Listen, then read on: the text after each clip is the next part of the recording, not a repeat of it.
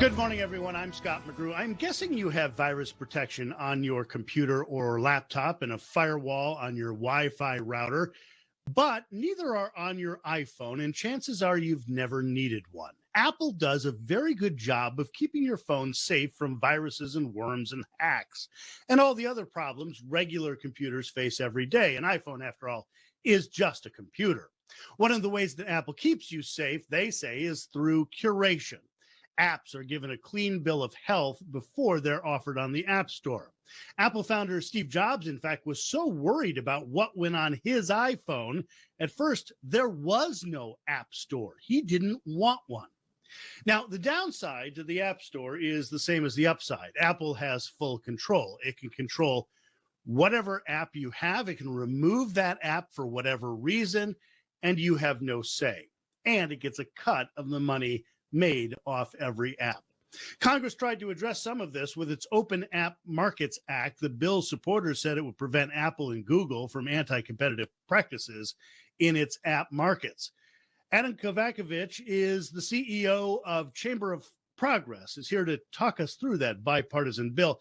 Adam, you don't like the bill, right? Let me start with that. But even before we get ahead of ourselves on that, you used to work for Google. It's head of its government policy team. Google also helps fund the Chamber of Progress. I've got that right? That's right. Full disclosure, both Apple and Google are among our partners, although our views are independent of our partners, and none of our partner companies have a vote or veto over our positions. That's right. I worked at Google, and I've actually owned both an Android and an iPhone at different times. And so I've seen different sides of this equation. Android is a more open, slightly more open environment. People can do what's called sideload an app to their phone without having to go through the App Store, the Google Play Store. On the iPhone, it's more limited. You have to go through the App Store in order to install an app. And Apple very much views that as part of the value proposition of the App Store and of the iPhone at providing a more curated experience. They believe a more secure experience. And I think this is backed up by data too. If you look at the amount of malware that comes at sort of closed systems like an iPhone, it's much less open systems than, say, a Mac or an Android OS, just because there is this limit in place. I agree with you. Now, there was a push in Congress to do some sort of action with this open app market idea. We, of course, have a new Congress. What's the status of that now? Well, every bill that was introduced in last Congress will have to potentially be reintroduced this Congress in order to see if it will move. And we'll see whether that happens. I also expect that this bill, this idea, will be probably introduced in a half dozen state legislatures this year, because it was introduced in state legislatures last year.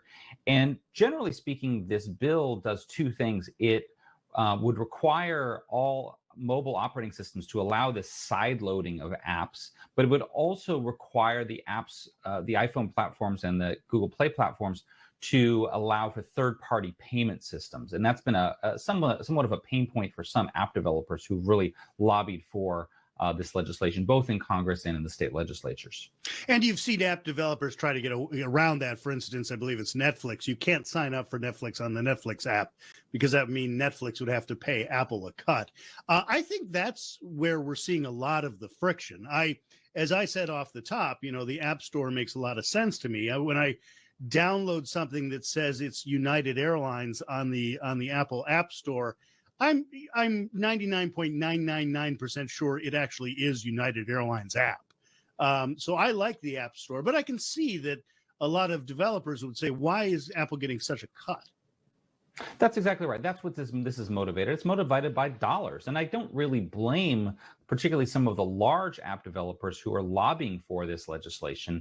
Spotify, Match.com, these companies do end up paying millions of dollars in commission fees to Apple and Google as part of the in-app purchases and subscriptions through their apps on Google and Android and iPhone devices. And so I understand they're trying to save a buck, but I don't really understand why that's something that policymakers really ought to spend time on, saving what are already multi-million-dollar, billion-dollar companies, helping them save a couple $1 million off of their balance sheets. And again, potentially putting, particularly for iPhone users, this curated experience at risk that I think is part of what a lot of iPhone users, particularly a lot of kind of average iPhone users, value about it, that they can have some level of security assurance around them. You know, lots of people who watch this show use Android. I use iPhone myself, partially because NBC gives me an Apple iPhone, and I'm not going to argue with a free phone. But you know, this idea that Apple has this huge market share further reinforces why I use an iPhone. Why do I use an iPhone? Because everybody uses an iPhone, or at least a great number of people do. Why do I download apps? Because I can trust the App Store. So it is both the problem and the appeal of what Apple is doing. Yeah, the way I like to think about it is that we have right now in this country, we have really two great alternatives in iPhone and Android, right? And iPhone is a more closed, curated system.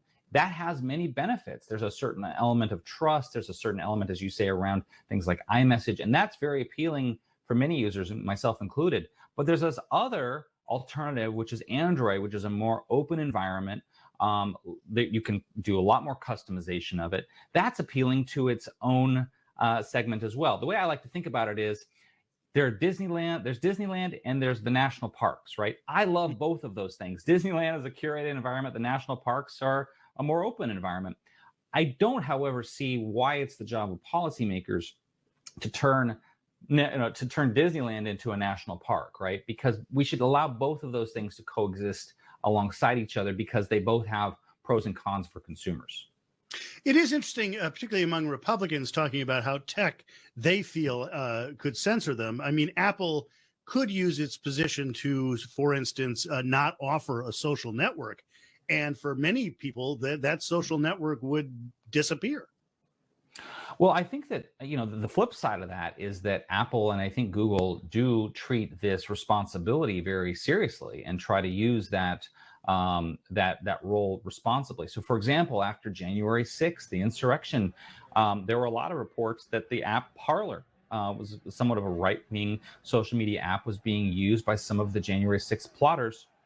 And Apple and Google both kicked Parler off of their app stores. Amazon, which provided the hosting for Parler, kicked Parler off of their hosting services, and they were not allowed back until Parler had provided assurances that they were going to engage in a certain amount of moderation of content, right? To have some rules in place that they couldn't just become anything goes cesspools. I think that's a good thing. The reality is, if you want an anything goes environment, you can still go to Truth Social, you can still go to 4chan, you can go to the dark web. Those places exist, but there's no obligation on the part of Apple and Google to host that. And I think it's just the contrary.